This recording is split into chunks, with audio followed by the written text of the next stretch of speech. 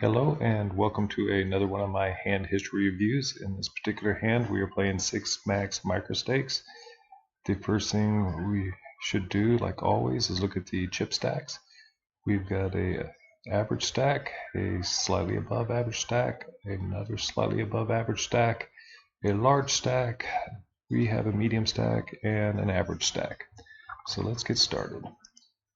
We have a limp from under the gun. This particular player has a VPIP of 41 and a PFR of 20 with 171 hands, so this is pretty reliable. If you're not familiar with these numbers, I recommend you look those up. This is beyond the scope of this video to go into great detail, but this player likes to see lots of flops, and he only likes to raise half the time, so this limp from under the gun is not surprising. Let's continue. We got a fold. Now action's on me. Normally I like to raise 3 to 3.5 big blinds, but I will usually add a big blind for every limper. So in this particular case, I think I should bet anywhere from 4 to 5 big blinds. Let's see what we do in this particular case, and we do raise 4. There could be an argument I could raise more. I believe at the time I wanted this guy to call, and I was afraid if I bet too much he would fold. You always want the fish in the pot and definitely have position on them. In this particular case, I go ahead and raise to 4 big blinds.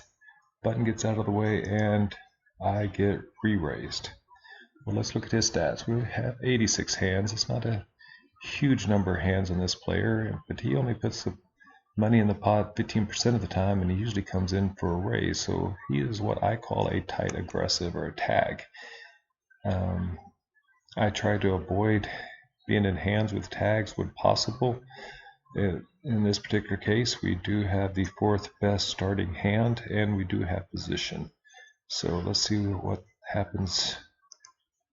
Both of them get out of the way. So now, instead of having a whale, we've got a tag. Not ideal, but once again, we do have a very strong hand, pre-flop at least. So there could be an argument made for re-raising.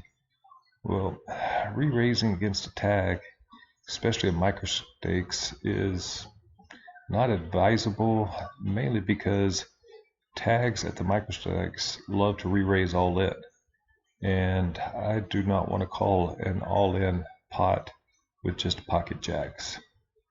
So folding is absolutely out of the question. That is just way too weak. Once again, we do have position and we do have a good hand, so I think a call is in order, which we do. So let's go. This is Flopzilla. Flopzilla is a must if you want to go through your hand histories. Once again, beyond the scope of this video to go into detail about it, but there's a lot of great videos out there. So we give ourselves the Jack-Jack, and I'm giving him roughly a 15% 3-betting range. These are all the cards I think a tag would 3-bet me with. Now, it could be argued that since he is in the blind, it could be a little bit wider. You may agree or disagree with this range, but this is the range I assign the player. Against this range, we are a 64% favorite to win, so roughly 2/3 of the time we should win this particular hand against this particular range. See the flop? That is not a bad flop for us. That is a hit or miss flop. You either hit it or you missed it. There's not really a lot of in-betweens. Fortunately for us, we do have overcards. So let's go ahead and enter this. We have the 10, the 5, and the 10. So if we come down here, we unclick this. Before any action starts, we are still roughly a 2/3 favorite to win. So like I said, that is not a bad flop for us. Let's see what happens. What does Villain do on this flop? Villain makes a c-bet of about half pot. Well, what would Villain c-bet with? I like to give a red marker to every hand that Villain would play that has us beat.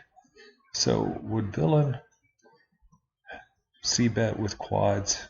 This is a tag. He understands that this is a hit or miss board. I don't think he would bet his quads because I think he would be afraid to scare us off.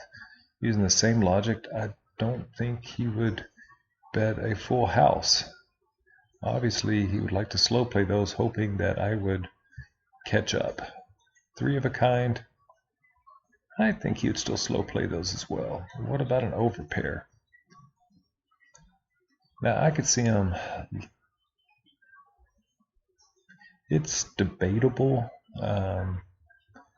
but I could see him possibly betting nearly half pot with an overpair, so we'll give him credit. Would he do a C bet with 9s, 8s, 7s, or 6? Yes, I think he would. He could be afraid that we have an ace, a king, and he does not want to see an ace or a king come out. So the difference, though, is we have that beat, so we're going to assign that a green. There are no middle pairs, but he would probably bet that. Pair less than the board. I think a tag would go ahead and take one stab. Some do, some don't, but we'll give him the benefit of the doubt and we'll give it to him. Ace high. I think he would see bet trying to take the pot down right now. What about a no-mate hand? Once again, a tag is different than these loose passive players. Loose passive players don't like to bet unless they actually have a legitimate hand and usually close to the nuts. But a tag realizes that I will miss this flop more than 50% of the time. So I believe he would go ahead and take a stab at it with a C bet. There are no draws, overcards. Using the same logic, he wants to take the pot down, so yes, he would C bet that. 2 cards, backdoor flushes. I think most of these are probably already up here. So I think that's a good representation of what he would do on this particular flop. So if we click that, we are beating nearly 87% of his range, and we're expecting to win 74% of the time. So we're looking good. Now, how should we play this? Well, one option is to raise. I do not think that is a good option, because if we raise, what is going to call us? Pretty much just the over pairs. And all of these slow playing hands. So do you think if I raise, he's going to call me with a pair of 4s? No. Do you think he's going to call me with a pair of 9s? No. So basically, if I raise him here, only hands that are going to call me are hands I'm beating. Everything else is going to, I'm sorry, the only hands that will call me are hands that are beating me, and he will fold out every hand I'm beating. So raise is definitely the wrong option. Folding is definitely the wrong option. So obviously that leaves us with just calling, which we do. A 4 of diamonds. That doesn't change anything, or it shouldn't change anything. So 4 diamonds, before any action, we are now favored to win 3/4 of the time. Let's see what villain does. Villain bets roughly 2/3 pot. So he does a turn C bet of roughly 2/3 pot. Well, let's see what he would do that with. Once again, we mark red everything that has us beat. Well, we already said he didn't slow play quads. Would he go ahead and bet a full house now with pocket 4s? It's debatable, but we'll give him credit for now saying I need to build a pot with my full house. There's no straight, there's no 3 of a kinds, over pairs. I would definitely say he would do that. Pair of 9s, 8s, 7s, 6s. Well, if he thought these cards were good on the flop, he probably thinks they're still good on the turn. So I think, yes, the difference is we're going to mark that in green because we're beating these. Middle pair, there's none. Weak pairs.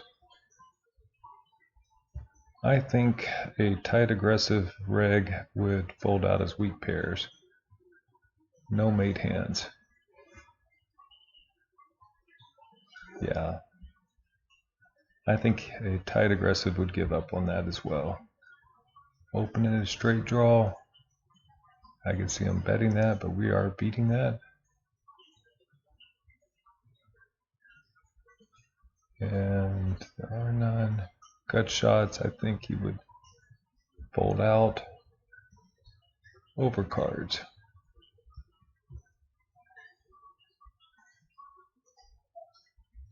I'm going to say a tight, aggressive reg would probably give up on this hand. No, I think if he had ace king, ace queen, he might think his hands are good. So we'll go and give him that. So we click this. We're beating 82% of his hand, of his range, I'm sorry, and we're going to win 75% of the time. Let's say I'm wrong. Let's say he would not do that with overcards. Well, it drops down to almost a 50-50. And I'm trying to think like a villain would think, not how I would think. I would give up on the hand, but I think villain would go ahead and do that with overcards. Alright, now let's see what the final card is. Oh, I guess I should have said, obviously, for the same logic as the flop, a raise would not be in order, and folding, we saw that we are at least a coin flip, so I think folding is the wrong choice as well, so this is obviously a call. King, not the card we wanted to see. Let's see how that changes things though. King of Hearts. For any action, we're down to basically a coin flip. Well, what does villain do? Villain shoves. So we're getting a 4-to-1 on our odds. So the question is, are we beating him more than 20% of the time? Well, what would he shove with? So we're going to mark red everything that has us beat. There are no quads, full house, there's no straights, there's no three of a kinds, over pairs, top pair.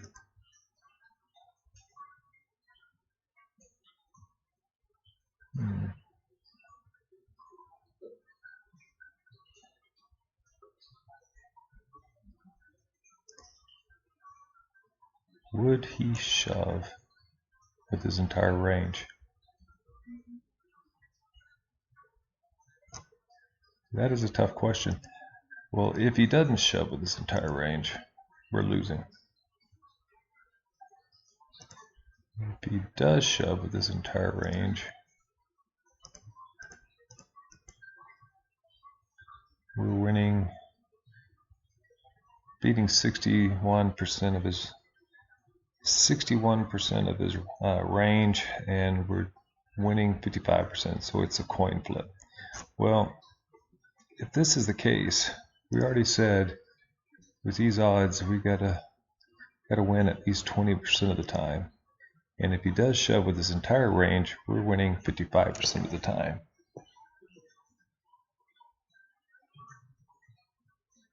If he had more chips behind this, let's say he had, even 60 big blinds, definitely if I had to commit all my chips, it's an easy fold. But right here, I think it's a coin flip.